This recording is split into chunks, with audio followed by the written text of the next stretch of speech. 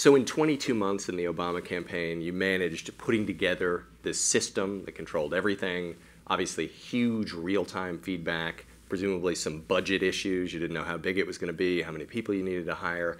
Talk about that process. How do you manage a process like this under that kind of time pressure? I mean, and duly to that, my challenge was not giving away the business to a campaign, you know, to manage the growth of the business overall, political and non. I mean, I think we had buy-in from the candidate and his immediate team, who understood, you know, the guy was a community organizer 20 years ago, and so he understood that the knock on the door from a neighbor was more powerful than a television spot. And the challenge was, how do we make this, again, to lower in the barrier to entry, how do we make this so accessible? How do I get such that if I have a volunteer sign up in Iowa, someone reaches them within 24 hours? Those kind of mandates, crystal clear from the top, allowed us to really mobilize sort of the org chart to respond to what we needed. We obviously had an incredible candidate, too, who understood not only the power of technology, but had a message of engagement. The fundraising was never about total dollars raised, it was about total individuals given. And that kind of, that DNA, and the fact that it was, you know, he didn't have a 20-year history in politics that had lots of people eager for the presidential campaign. People asked whether the same strategies could have worked in McCain or Clinton or other things. And I would say no. I mean, we simply couldn't have negotiated the org chart in the way that it was done.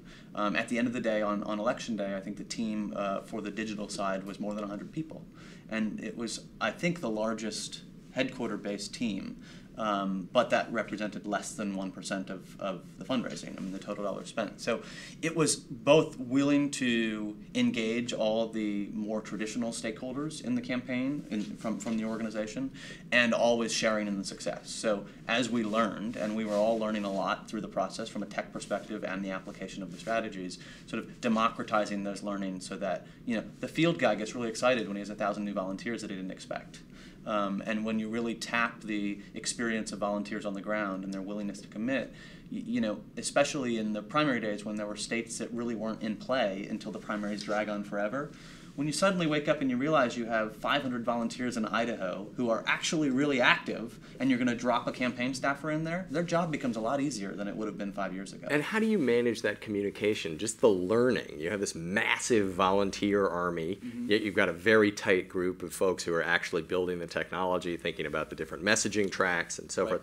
How do you manage that, especially under the time pressure that you were under? The time pressure, I think, actually helps because it keeps people a little bit out of the way. It makes you not overthink things. And we talk a lot about the spaghetti factor of sort of throwing things on the wall, understanding that in the digital experience you can test a lot. You can send a message out to 5,000 people and see how they respond before sending it out to 13 million. And so constantly being open to new ideas.